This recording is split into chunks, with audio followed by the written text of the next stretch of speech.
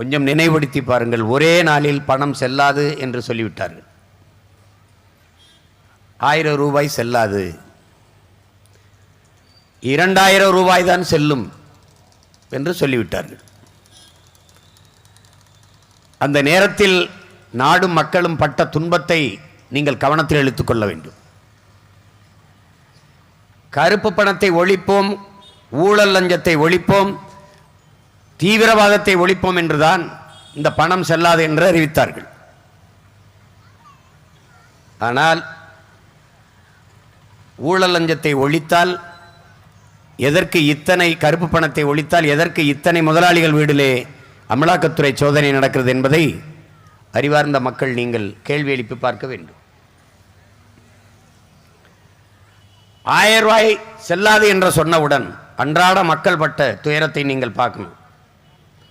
காலையில் பொண்ணுக்கு திருமணம், அடுத்த வாரம் திருமணம், உறவுக்காரெல்லாம் அழைத்தாய்விட்டது, போய் நகைகள் வாங்க வேண்டும், உடைகள் எடுக்க வேண்டும், சீராக கொடுக்க பாத்திரங்கள் வாங்க வேண்டும் என்று வங்கியிலிருந்து பணத்தை எடுத்து வைத்திருந்தார்கள்.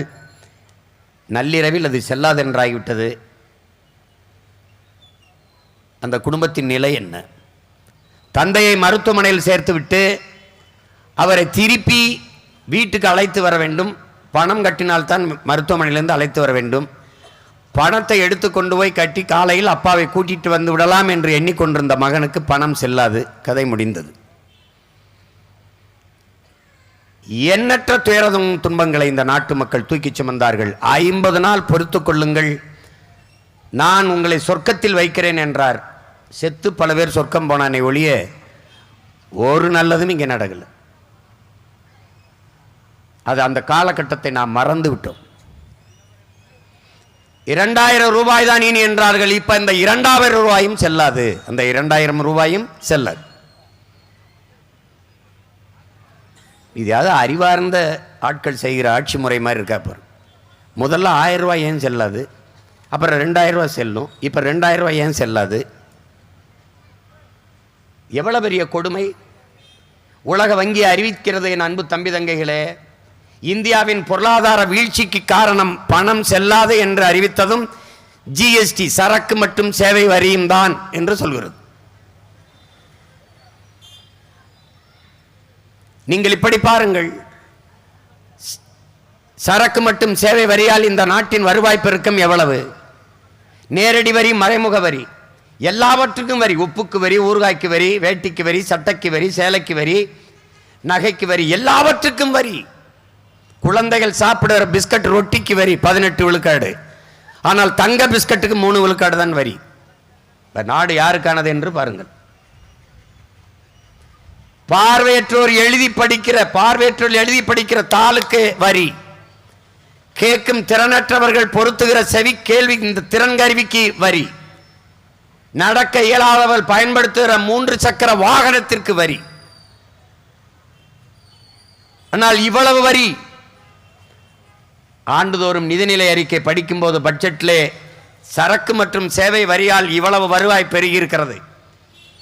இந்த வருவாய் பெருக்கத்திலிருந்து நாட்டு மக்களின் நலனுக்காக, கல்விக்காக, மருத்துவத்துக்காக, சாலை போடுதல், பராமரித்தற்காக இப்படி ஏதாவது நிதி ஒதுக்கப்பட்டு அறிவிப்பு வந்ததை நீங்கள் பார்த்ததுண்டா? அப்ப இந்த வரியெல்லாம் எங்க? வெறும் வரியை மட்டும் வாங்கி ஒரு நாடு பொருளாதாரத்தில் மேம்பட்டு விட முடியும் என்பது எவ்வளவு மோசமான ஆட்சி முறை! நாட்டின் வருவாய் பெருக்கத்திற்கென்று ஏதாவது ஒரு பொது சொத்து என்று ஒன்று உண்டா? விண்ணூர்தி நடத்தலாம், வானூர்தியை நடத்தலாம். வானூர்தியை நடத்தி அதில் படித்த இளைஞர்கள், பிள்ளைகளுக்கு வேலை கொடுக்கலாம். போக்குவரத்து, நீங்கள் தமிழ்நாட்டிலே, இந்தியாவிலே இண்டிகோ என்கிற ஒரு வண்டியை தவிர வேறு எந்த விமானமும் கிடையாது, எந்த வானூர்தியும் கிடையாது. வளர்ச்சி என்பது அவசரமாக கோயம்புத்தூர் போகணும், அல்லது கோயம்புத்தூரில் ஒருத்தர் சந்திக்கணும், திருப்பி மும்பை போகணும், மும்பையிலேருந்து சென்னை வரணும். இப்படியெல்லாம் பயணப்படும் போது தான் நீங்கள் வளர்ச்சியை நோக்கி நகர முடியும். காலையில் நீங்கள் கோயம்புத்தூருக்கு போனால் மாலையில் வண்டி இருக்காது, திருப்பி அடுத்த நாள் காலையில் தான் பயணிக்க முடியும் என்றால் ஒரு நாள் வீணாகுது. ஒரே ஒரு வண்டி தான், இண்டிகோ மட்டும்தான். அவன் சொல்வது தான் விலை, அவன் போடுறதா டிக்கெட் சார்ஜ், அவன் சொல்கிறதான் விலை, அவன் எடுக்கிற நேரம், பறக்கிற நேரம் தான் பறக்க முடியும். இது எந்த மாதிரி வளர்ச்சி? எந்த மாதிரி வளர்ச்சி? நீங்க பார்த்தீங்க, தொடர் வண்டியும் மோதிக்கொண்டது. அதில் எவ்வளவு உயிர் சேதம் நடந்ததுன்னு தெரியும். ஒரு தண்டவாளத்தில் எதிரே தொடர்வண்டி வருவதை கவனிக்காத நிர்வாகிகள், கட்டமைப்பு, இது எல்லாத்தையும் சகித்து கொண்டோம். இப்போ யாரும் ஜிஎஸ்டியை பேசுறதில்ல, பழகிட்டான். ஜிஎஸ்டி வர்றதுக்கு முன்னாடி கடையில் வியாபாரம் நடந்துகிட்டு இருந்துச்சு. காலையில் வந்து பார்த்தா கடை விற்பனைக்குன்னு எழுதி வச்சுட்டு போயிட்டான். நான் கூட கேட்டேன், என் லாபத்தை எடுத்துக்க வரி எனக்கு கொடுத்துருன்ட்டு. அறிவார்ந்த என் தமிழ் சொந்தங்களே, நீங்கள் ஆழ்ந்து சிந்தியுங்கள். ஒரு மாடு வளர்க்குறீங்க, அதுக்கு பால் கறக்கிறது சரிதான். ஆனால் அதுக்கு புல் போடணும், தவிடு வைக்கணும், புண்ணாக்கு வைக்கணும், பருத்தி கொட்டை வைக்கணும், தண்ணி காட்டணும். இதில் எதையுமே செய்யாமல் நீங்கள் பாலை மட்டுமே கறந்து கொண்டு இருந்தால் அந்த மாடு செத்து விடும். அப்படித்தான் எதையும் மக்களுக்கு திருப்பி தராமல் வரியை மட்டும் வசூலித்து கொண்டிருந்தால் மக்களின் வாழ்க்கை தரம், வாழ்க்கை நிலை என்னாகும் என்று சிந்தித்து பாருங்கள்.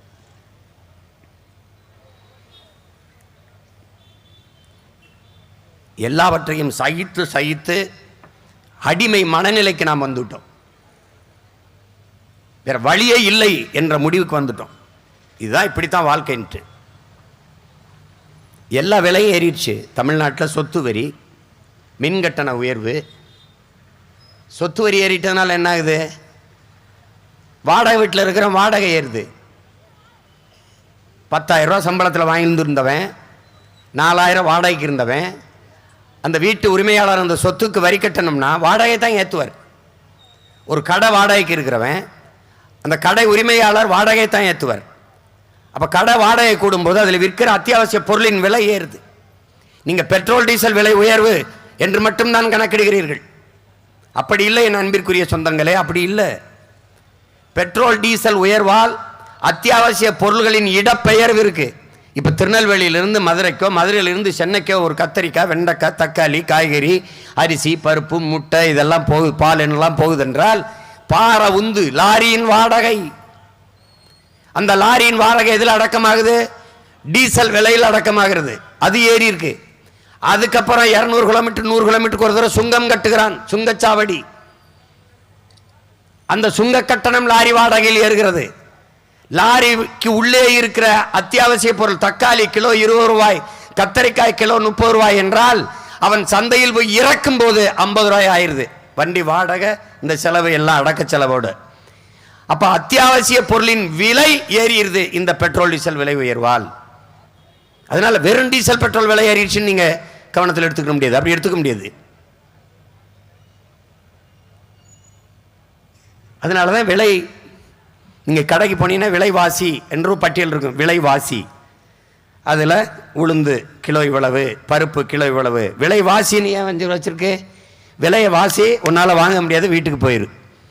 அதனாலதான் அதுக்கு பேர் விலைவாசி.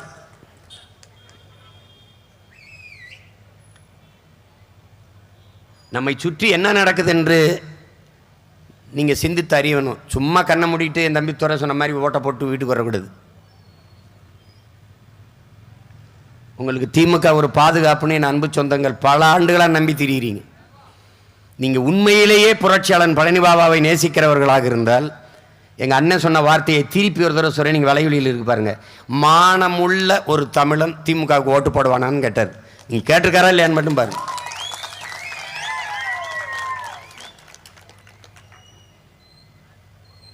அவன் பொய் பேசுவான். அவன் அயோக்கியப்பைய தேவைன்னா குஷ்பு கூட கூட்டணி வைப்பான்னாரு கருணாநிதி. நான் சொல்லலை, பேசியிருக்காரு. வேணா கேளுங்க, பேசியிருக்காரு. என்ன சம்பந்தி பேசியிருக்க இப்படி. அப்போ அவங்க குஷ்பு திமுகலையும் சேரவும் இல்லை, அவங்க கட்சிக்கு அரசியலுக்கு வரல. அப்போவே கணிச்சு சொல்லியிருக்காரு. நான் சொல்கிறத கேட்க வேணாம், அவர் சொன்னதாவது கேளுங்க. ஏன்னா அவர் பேச்சை கேட்டு தான் இந்த பிள்ளைகள்லாம் இந்த களத்துக்கே வந்தோம், இந்த வேலையை செய்யவே வந்தோம். அவர் சொல்றாரு பாருங்க, எத்தனை பேச்சு பேசியிருக்கார், எவ்வளவு கூட்டங்களில் பேசியிருக்கார். ஒரு தரமே கூட என் இஸ்லாமிய சொந்தங்களேன்னு சொன்னதில்லை, என்னரும் தமிழ் மக்களே என்றுதான் பேசியிருக்க. அப்படி தமிழர்களே, நீங்கள் இனப்பற்று கொள்ளாதீர்கள், இன வெறி கொள்ளுங்கள். இல்லை என்றால் நீங்கள் ஆளப்படுவீர்கள், ஒருபோதும் ஆள மாட்டீர்கள். நீங்கள் சாதி மதங்களாக பிரிந்து பிளந்து நின்றீர்கள் என்றால் நீங்கள் தனிமைப்படுத்தப்படுவீர்கள், அச்சப்படுத்தப்படுவீர்கள். மொழி இனமாக இணைந்து நின்றீர்கள் என்றால் வலிமை பெறுவீர்கள், பாதுகாப்பாக வாழ்வீர்கள் என்கிற. இது ஏன் நாடு? முதல்ல என் அருமை தம்பி தங்கிகள் தாங்கள் சிறுபான்மை என்கிற சிந்தனையை எண்ணத்தை எடுத்துடணும், முதல்ல எடுத்துடணும். இது நம்ம நாடு. அவனும் சிட்டிசன் ஆஃப் இந்தியா, நீனும் சிட்டிசன் ஆஃப் இந்தியா, நானும் சிட்டிசன் ஆஃப் இந்தியா. அதில் என்ன, அவன் பெரும்பான்மை இவன் சிறுபான்மை? ஒன்றும் கிடையாது. சிறுபான்மை மக்களுக்கு ஜிஎஸ்டி 10 விழுக்காடு தான், பெரும்பான்மை மக்களுக்கு தான் 18 விழுக்காடு என்று இருக்கா? இல்லை. அப்புறம் எதுக்கு சிறுபான்மை மக்களாக இருந்த சலுகை வரும் என்று நாட்டின் பிரதமர் ஆக்கிருவியா? இத்தனை ஆண்டு கால விடுதலை பெற்ற இந்தியாவில் ஒரு இஸ்லாமிய கிறிஸ்தவர் முதன்மை அமைச்சராக பிரதம அமைச்சராக வந்ததை நீங்கள் பார்த்ததுண்டா? குடியரசுத் தலைவராக ஆக்குவாங்க, குடியரசுத் தலைவரா. அது எதுக்கு? அது ஒன்னத்துக்கு உதவாத பதவி. அந்த நாட்டாமை படத்தில் ஓரமாக உட்காந்து மிச்சர் தின்ட்டு இருப்பார்ல ஒருத்தர், அதுக்கு காட்டின இடத்துல நீட்டின இடத்துல கையெழுத்து போடணும், நீட்டின இடத்துல இந்த இடத்துல போடுங்கன்னு கையெழுத்து போடணும், அவ்வளோதான். அது இப்போ இருக்கிற குடியரசுத் தலைவரை பாராளுமன்ற கட்டடம் திறக்க கூட கூப்பிடுறதில்லை.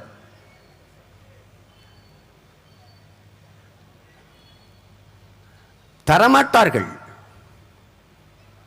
புதிய கல்விக் கொள்கையை எதிர்க்கிறோம் என்பது திமுக. ஆனால் புதிய கல்விக் கொள்கையில் வருகிற பிரைம் மினிஸ்டர் ஸ்ரீ பள்ளின்னு ஒரு பள்ளியை ஆதரிக்குது. இந்த ஸ்ரீ பள்ளியில் ஆசிரியர்களாக கிறிஸ்தவர் இஸ்லாமியர் சேர்க்கப்படுவார்களா? இந்த கேள்விக்கு பதில் வச்சிருக்கிறீர்களா? முதலமைச்சர் ஐயா ஸ்டாலினுடைய தொகுதியில் கொளத்தூரில் இந்த அறநிலையத்தை சார்பாக கட்டப்பட்ட கல்லூரியில் இந்துக்கள் மட்டும்தான் பேராசிரியருக்கு விண்ணப்பிக்க முடியும்னு அரசாணை வந்தது. நீங்கள் படிச்சிங்களா இல்லையா? ஆனால் நான் படித்தது இளையான்குடி ஜாயிர் விஷன் கல்லூரி இல்லை. அங்கே தான் என்னுடைய ஆசிரியர் இதே திருநெல்வேலியை சேர்ந்த தோ பரமசிவம்னு என்ன தமிழாசிரியராக இருந்தார். இந்து தானே இருந்தார். அங்கே என்னுடைய ஆசிரியர் ராஜேந்திரன் இருந்தார். எண்ணற்ற தமிழ் பேராசிரியர் எனக்கு இருந்தார்கள், கணித ஆசிரியர் இருந்தார்கள். எத்தனை இஸ்லாமிய கிறிஸ்தவ கல்லூரிகளில் இந்து ஆசிரியர்கள் வேலை செய்கிறாங்க? எப்படி இருக்கு?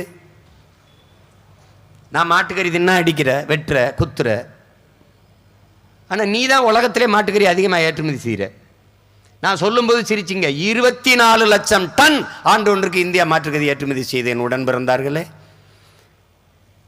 அதில் 3 முதலாளிகள்,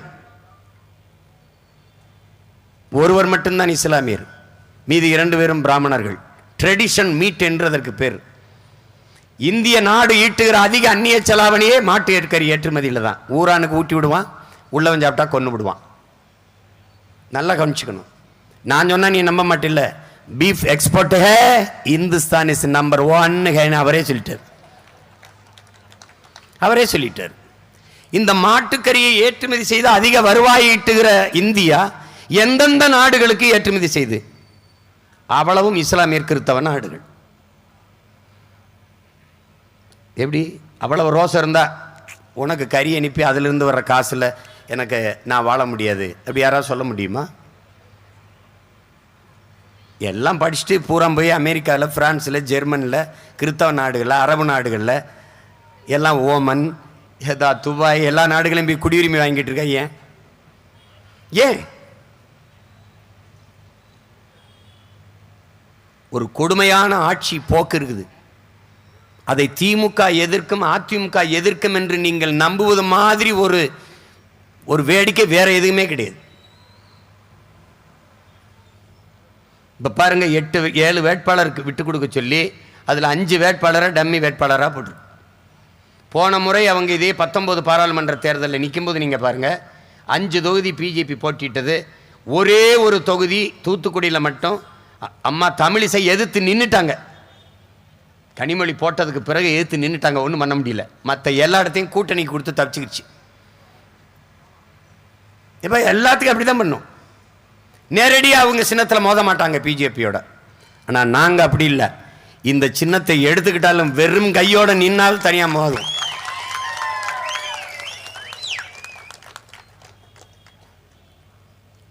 எங்களை நீங்கள் புரிந்து கொள்ளுகிற, உணர்ந்து கொள்ளுகிற காலம் வரும். ஏக இறைவன் அதற்கான வாய்ப்பை எங்களுக்கு ஏற்படுத்தி கொடுப்பார். இது நோன்பு காலம்.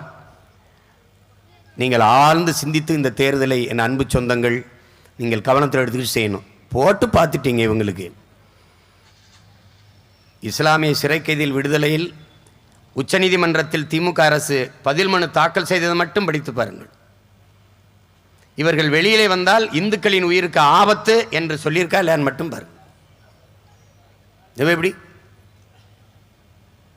இந்த வழக்கை அரசு போடல, எங்களுக்கு உடல் நலிவுற்றுச்சு, எங்களுக்கு சிறை விடுப்பு கொடுங்க, எங்களை விடுதலை செய்யுங்க, முன் விடுதலை செய்யுங்கள் என்று சிறை கைதிகள் சிறைவாசிகள் போட்ட வழக்கில் தீர்ப்பு வருது, இவங்களை விடுதலை செய்யுங்கன்னு. அரசு விடுதலை செய்ய மறுக்குது. ஆனால் நீங்க நம்புறீங்க இவங்க உங்களுக்கு பாதுகாப்புன்னு. சொந்த பிள்ளைகளை நம்பாத கூட்டத்தை என்ன பண்ணுவீங்க நீங்க சொல்லுங்க? உங்களிடமிருந்து உங்களுக்காக வந்த பிள்ளைகள் நாங்கள், என்னுடன் பிறந்தார்களே, பேரன்பு மிக்க எங்கள் பெற்றோர்களே. நீங்கள் ஆட்சியாளர் உமர் போல ஒரு ஆட்சி நடத்த வேண்டும் என்றால் உங்கள் பிள்ளைகள் எங்களை வெற்றி பெறச் செய்யுங்கள். ஒருவன் திருடிவிட்டால் அவன் கையை வெட்டு என்கிறார். அவனே பசிக்காக திருடினால் ஆட்சியாளன் கையை வெட்டு என்கிறார்.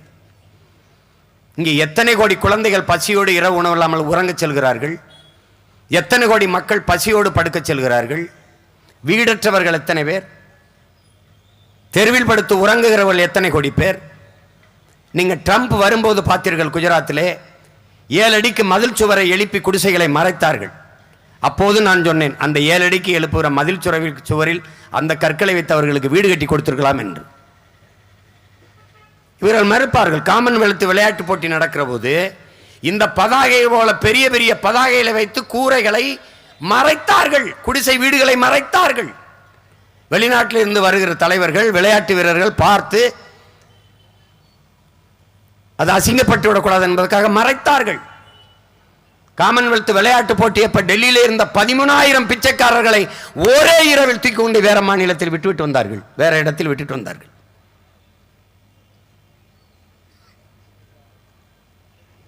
அதற்கு இணையான கொடுமை இங்கே உத்தரப்பிரதேசத்தில் ஒரு மருத்துவமனையில் ஒரு நோயாளி படுத்து கிடக்கிறார். படுக்கை இல்லை, தரையிலே.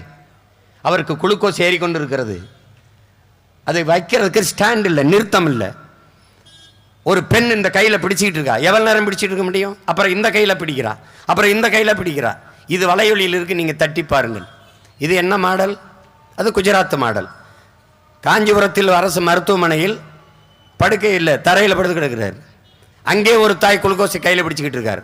ரொம்ப நேரம் கை வலிச்சிருச்சுன்ட்டு அந்த தரையை துடைக்கிற மாப்பு போடுற ஒரு அப்போ அரசு மருத்துவமனையில் ஒரு நோயாளி படுத்திருக்கிறார். அதே மாதிரி ஒரு தாய் கையிலேயே குளுக்கோஸ் பாட்டில் பிடிச்சிருக்கா. அந்த அவளால் கை வலி தாங்க முடியல. அப்போ அந்த மாப்பு போட்டு துடைப்பாங்கல்ல, அந்த இதில் ஒரு குச்சி இருக்குது, அந்த குச்சி மேலே கட்டி வச்சுன்னு நிற்கிறா. இது திராவிட மாடல். ரெண்டுக்கு என்ன பெரிய வித்தியாசம் இருக்குது? ஒன்றும் கிடையாது. நடிப்பார்கள், தேர்தல் வரும்போது நடிப்பார்கள்.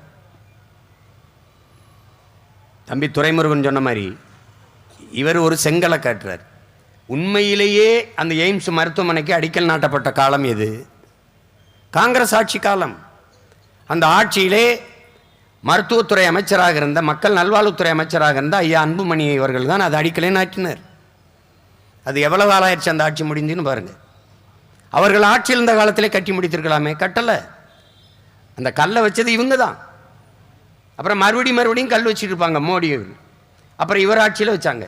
இவர் அந்த செங்கலை தூக்கிட்டு வச்சுட்டு திட்டாரு, நான் அதை பத்திரமா வச்சுக்கிறேங்க, உங்களுக்கு சமாதி கட்டுறதுக்கு அந்த கல் எனக்கு தேவைப்படுதுன்னு சொல்லி. என்ன பண்றீங்க? இவர் ஒரு கல்லை தூக்கி காட்டுறாரு. யாரு மோடிக்கு முன்பு உட்கார்ந்து நன்றாக பல்லை காட்டியது என்று இவர் ஒரு படம் காட்டுறார், அவர் ஒரு படம் காட்டுறார்.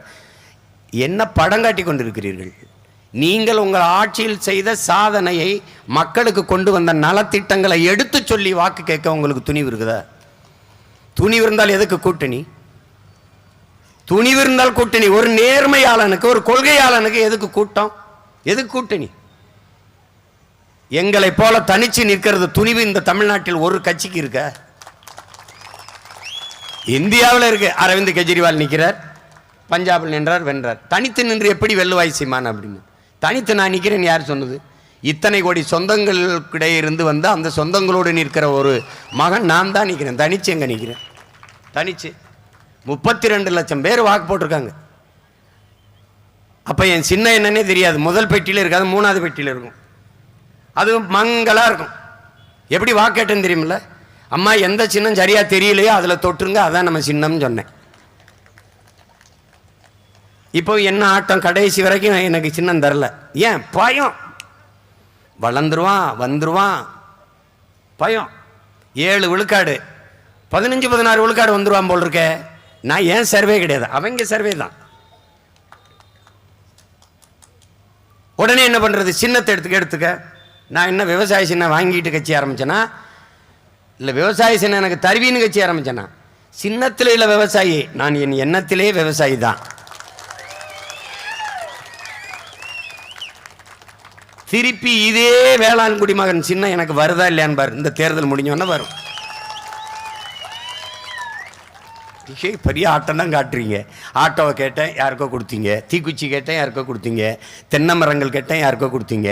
நீங்களா ஒரு மைக்கை கொடுத்துருக்கீங்க. என் சின்னம் இல்லாமல் எவனும் ஓட்டு கேட்க போக முடியாது. எல்லாம் நீங்கள் என் மைக்கை பிடிச்சி தான் பேசணும். அங்கே பாரு வச்சிருக்க பதாகையில் எல்லாரும் மைக்கு, இது அந்த மைக்கை வச்சு தான் வச்சிருக்க. அப்படி இந்த சின்னம் தான் எல்லாம். அண்ணல் அம்பேத்கர்ல இருந்து பாருங்க, எங்கள் தாத்தா காமராஜர், தெய்வ திருமன், தாத்தா முத்துராமலிங்க தேவர், மூக்கையா தேவர், பேரறிஞர் அண்ணா, பாருங்க எல்லாம். Martin Luther king, Malcolm x, Che Guevara, Fidel Castro, சுபாஷ் சந்திர போஸ் எல்லாம் என் சின்னத்துக்கு முன்னாடி தான் பேசிட்டுருக்காங்க. ஆகப்பெரும் புரட்சியை பூமியிலே விதைத்த பெருமக்கள் எல்லோரும் இந்த ஒளிவாங்கி மூலம் தன் உள்ள கிடங்கை கடத்தியவர்கள் தான். அது மாதிரி தான் நாங்களும் உங்களுக்கு கடத்திக்கிட்டு இருக்கோம் இந்த ஒளிவாங்கி சின்னத்தில். அதில் போட்டியிடுறதுல எனக்கு பெருமை தான், ஒன்றும் இல்லை. சின்னம்ங்கிறது எங்களுக்கு ஒரு கருவி, அவ்வளோதான். எப்படி கொண்டு போய் சேர்ப்ப? ஒரே நாள் எப்படி கொண்டு சேர்ப்ப? ஒரே நாளில் உலகத்திலேயே முதன்மை இடத்துக்கு கொண்டு போய் சேர்த்த பிள்ளைகள் என்னுடைய நாம் தமிழர் பிள்ளைகள்.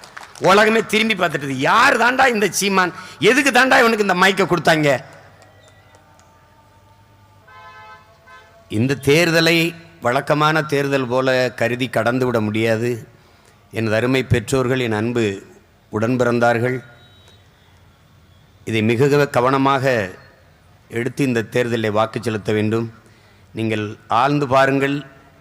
3 கட்சிகள் கூட்டணியோடு நிற்கிறது. 3 கட்சிகளும் பல ஆண்டுகள் அதிகாரத்தில் இருந்தவர்கள்,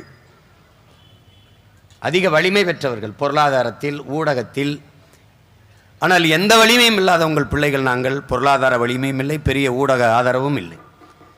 அந்த சூழலில் தனித்து நிற்கிறோம் என்றால் எங்கள் தாய்மார்கள், எங்கள் தந்தையர்கள், எங்கள் உடன் பிறந்தவர்கள் எங்களை கைவிட்டு விட மாட்டார்கள் என்ற அசைக்க முடியாத நம்பிக்கையில்தான்.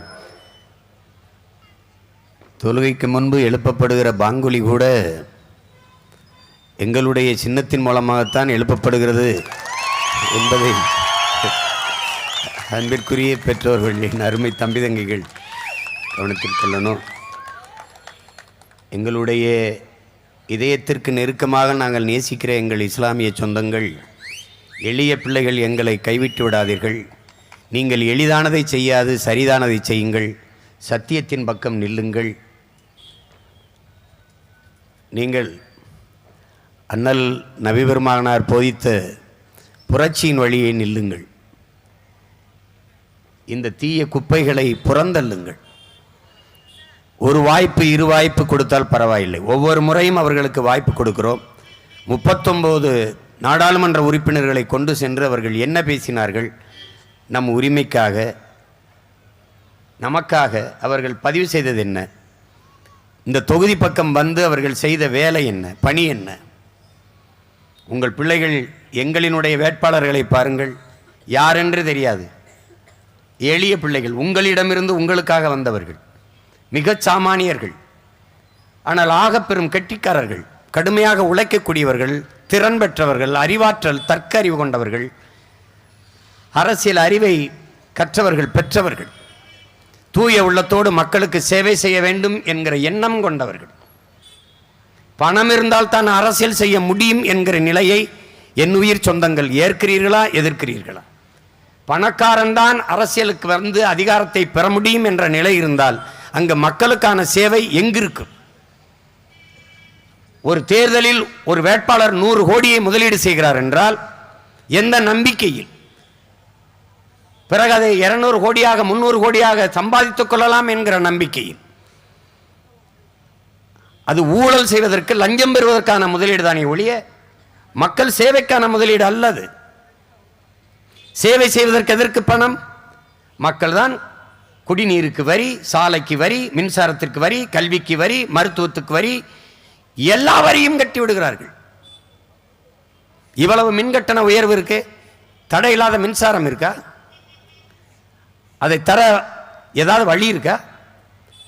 பல ஆயிரம் கோடிகளை வாங்குவதில், மின்சாரத்தை பர்ச்சேஸ் வாங்குவதிலே முதலீடு செய்கிற அரசு ஏன் உற்பத்தியில் முதலீடு செய்ய முடியவில்லை?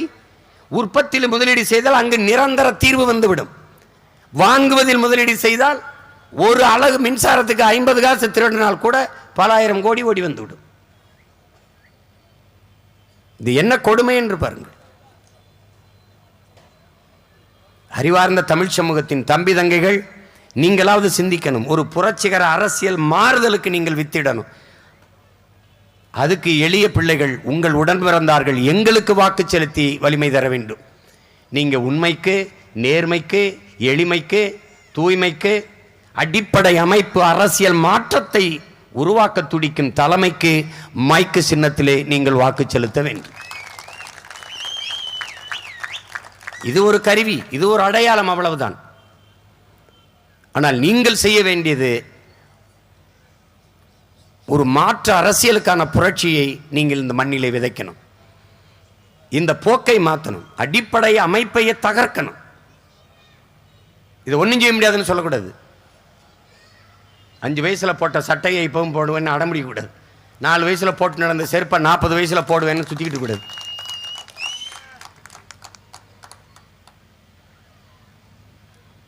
எது சரியோ அதான் செய்யணும். சரியானதை செய்யுங்கள்ங்கிறான். சரியானது வென்றே தீருங்கிறான் புரட்சியாளர் சேகுவாரா. உங்கள் பிள்ளைகள் திரும்ப திரும்ப திரும்ப அதே பேசிருக்க பாருங்க. கவிப்பேரரசு வைரமுத்தவர்கள் தான் சொல்லுவார், ஒருத்தன் ஒரே கருத்தை சொல்லிக்கிட்டே இருந்தான். ஏன் அவன் கருத்தை சொல்லிட்டு இருக்கானு? அவன் கேட்கல. இல்லை, அவன் கேட்குற வரைக்கும், அவன் மண்டையில் போய் நுழையிற வரைக்கும், அவன் சிந்தனையில் சேர்ற வரைக்கும் பேசிட்டே இருக்கணும். அவன் சிந்தனையில் போய் சேர்ந்துருச்சுன்னா அவன் ஏற்று நடக்க ஆரம்பிச்சிடும். அப்புறம் வேற பேசலாம். நீங்க மலையை பாருங்க, மணலை பாருங்க. நான் பார்க்கவே இல்லையே, பார்க்கவே இல்லையே.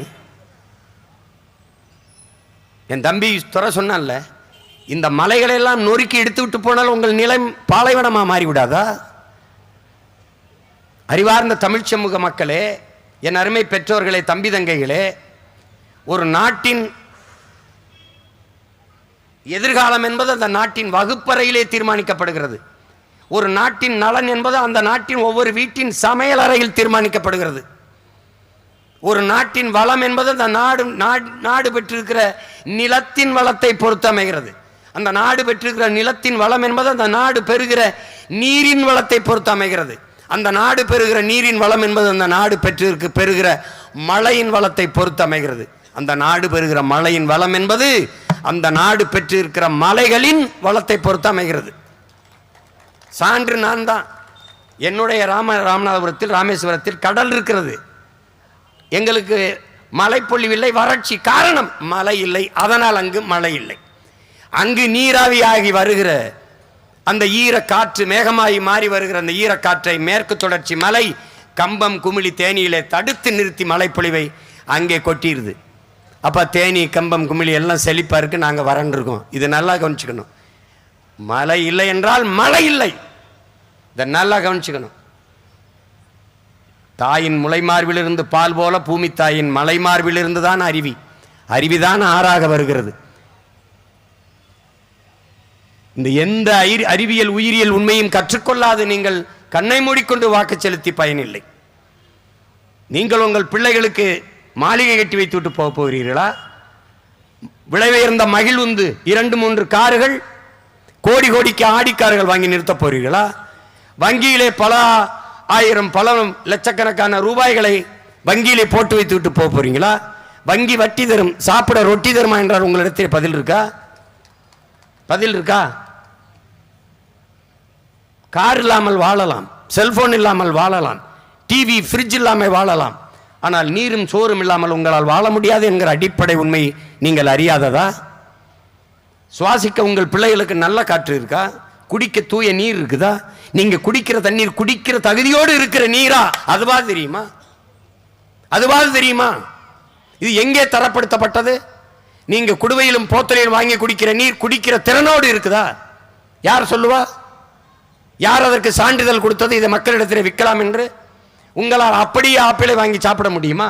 உங்களால் திராட்சை பழத்தை சாப்பிட துணிவு இருக்கா? உங்களுக்கு துணிவு இருக்கா? அது பழமா, உணவா, நஞ்சா? யார் சொல்லுவா? 3 வயசு குழந்தைக்கு புற்றுநோய் வருகிறது. ஏன் வருகிறது என்ற கேள்வி ஏன் எழவில்லை? தாய்ப்பாலை தவிர எந்த உணவும் இல்லாத குழந்தைக்கு ஏன் புற்றுநோய் வந்தது? தாயிடம் குடித்த பால் நஞ்சாயிட்டது. தாய்ப்பால் எப்படி விஷமானது? தாய் உண்ட உணவு நஞ்சாயிருச்சு. இப்படியே விட்டு விட்டு போறீங்களா உங்க பிள்ளைகளை?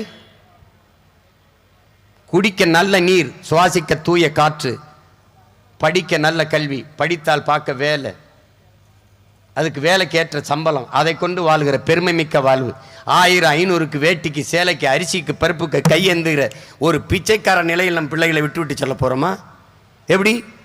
பணக்காரர்களுக்கு நோய் வந்தால் அப்பலோ காவேரி மருத்துவமனையில் மருத்துவம் பார்த்து பிழைத்துக் கொள்கிறார்கள். நமக்கு நோய் வந்தால் நேராக பாடையை கட்டி சுடுகாட்டுக்கு செல்ல வேண்டியதுதான். இதுதான் இங்க இருக்கிற மருத்துவ கட்டமைப்பு. சொல்லுங்க. அரசு பள்ளிக்கூடங்களை பராமரிக்க காசலை என்று மூடுகிற இவர்கள் 150 கோடிக்கு சமாதி கட்டுகிறார்கள். இவர்களுக்கு சமாதி கட்டாமல் நீங்கள் எப்படி இந்த நாட்டை காப்பாற்றுவீர்கள்? எப்படி காப்பாற்றுவீர்கள்? அறிவார்ந்த தமிழ் சமூக மக்கள் என்னைக்காவது நீங்க சிந்தித்ததுண்டா? உலகத்தில் எத்தனை நாட்டு தலைவர்கள், இந்தியாவில் எவ்வளவு மாநிலத்தில் முதலமைச்சர்கள், காந்தி, நேரு இவர்களெல்லாம் கடற்கரையில் தான் சமாதி கட்டி படுத்திருக்கார்களா? இந்த நாட்டின் விடுதலைக்கு செக்கிழுத்த நம்ம தாத்தன் பாபு சிதம்பரனாரின் நினைவிடம் எது? பெருந்தலைவர் காமராஜர், தாத்தா முத்துராமலிங்க தேவர் நினைவிடம் எல்லாம் எது? இவர்கள்லாம் யார்? 2 ஏக்கர் எடுத்து கடற்கரை தானே இவர்களுக்கு எப்படி கல்லறையானது? யாரிடத்தில் இந்த கேள்வி எழுந்தது? எப்படி? எல்லா மாநில முதலமைச்சர் இப்படிதான் கடற்கரை போய் ஆக்கிரமிச்சு படுத்து கிடக்கிறானா? இப்படித்தானா? 2 ஏக்கர் ஒரு மனிதனுக்கு அதிகபட்சமா என்னங்க? 6 அடி 7 அடி தானங்க. எதுக்கு 2 ஏக்கர்? பள்ளிக்கூடங்கள் சமாதியாக இருக்கிறது, சுடுகாடா இருக்கிறது, சமாதி நட்சத்திர விடுதி போல இருக்கிறது. நீங்கள் எழுதி வைங்கள், ஒரு நாள் உங்கள் மகன் இந்த சமாதியை தரமட்டமாக தகர்க்கல, நீ பார்த்துக்கிட்டே இரு.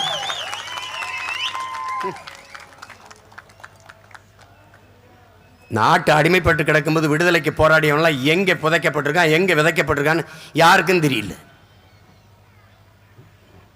சும்மா வரேன் போறோம்லாம் படுக்கிறது, நீ அடுத்து சாகரம் படுக்கிறது. 8 ஏக்கர் இதுவரை ஆக்கிரமிக்கப்பட்டிருக்கு.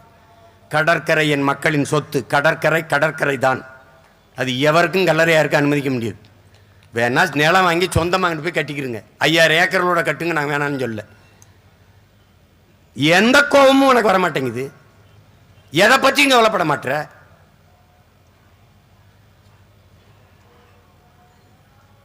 பதிமூணு வருஷமா கத்தி செத்தாச்சு. இதை எங்கேயாவது சுடுகாட்டிலேருந்து கத்தினா கூட 10 பணத்தை எழுப்பி கொண்டு வந்திருக்கலாம். இந்த இனத்துக்கு முன்னாடி நீ கத்தி நெஞ்சு வெடிக்க கத்தி தொண்டை தண்ணி வறண்டு போகுது.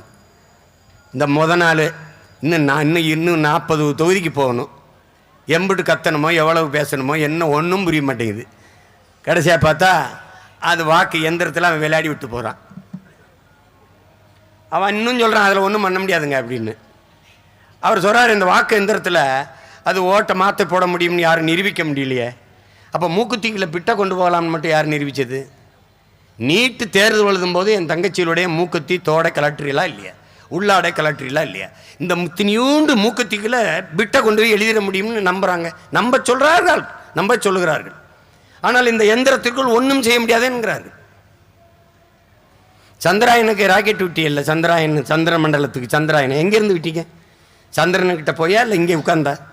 இங்கே உட்காந்து இயக்கிற முடியுதில்ல.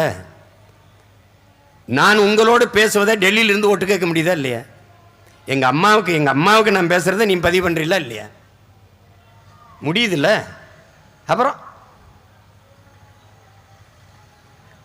அது மாதிரி அது ஒரு தொழில்நுட்பம் தான். செய்ய முடியும், செய்வார்கள். கவனமாக இருங்கள். வாக்கு செலுத்தி விட்டு வீட்டில் வந்து படுத்துறாதீங்க, கொஞ்சம் எச்சரிக்கையாக இருங்க. திமுக ஓட்டு போட்டால் பிஜேபி வராது. நீங்கள் இப்போ வருதுன்றான். எனக்கு போட்டிருந்தா வராது, நீ அது செய்யலையே.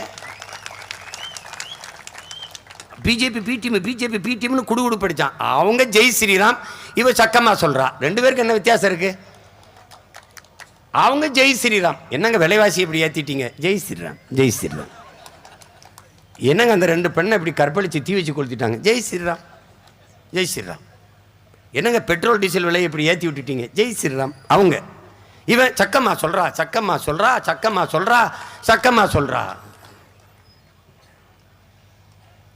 அதே சக்கமாக தான் சொல்கிறா. உங்களை ஒரு நாள் வச்சு கொள்றா, பார்த்துக்கிட்டே இரு நீ. ஏன்னா ஒரு பகுத்தறிவு இயக்கம், முற்போக்கு இயக்கம்னு குடுகுடு படிச்சுட்டுறான் ஊரா ஓட்டுக்கு. சக்கமாக சொல்கிறா. அவர் வந்துட்டா நல்ல ஆட்சி வரும்னு. எங்கே வருது? இந்த திராவிட மாடல், ஒரு தீஞ்சு போட மாடல், பழைய அம்பாசிடர். இரும்பு கடையில் கூட வாங்க மாட்டான் இவனு. இதை என் தாய் தந்தையர் எங்களை நம்பி வாக்கு செலுத்துகிறார்களோ, என் தம்பி தங்கைகள் செலுத்தி விடுவீர்கள் என்று அசைக்க முடியாத நம்பிக்கை எனக்கு இருக்கு. நான் உங்களுக்கு பழகிருச்சு. அதனால அவங்க ரோசப்படுறதே இல்லையே, ஏன்னு தெரியல. போன தடவை 2019 21 சீட்டில் ஒரு சீட்டு கொடுக்கல. ராமநாதபுரத்தில் கூட்டணி கட்சிக்கு மட்டும் நவாஸ் கனி அவர்கள் கொடுத்துட்டு விட்டுட்டாங்க. இந்த வாட்டியும் 21 இடத்துல ஒரு கிறிஸ்தவர் இஸ்லாமியர் கூட சீட்டு இல்லை. நாங்கள் பார்த்து தேடி அப்படி கொடுப்போம். எங்களுக்கு ஒரு மதிப்பும் இல்லை, ஒன்றும் கிடையாது. போன முறை 5 இடம் கொடுத்தேன், ஒரு ஓட்டு போடல. இந்த வாட்டி கொடுக்க முடியல. ஏன்னா எல்லா சமூகத்துக்கும் பிரதிநிதித்துவம் கொடுக்கணும்னா 2 இடம் தான் கொடுக்க முடிஞ்சுது.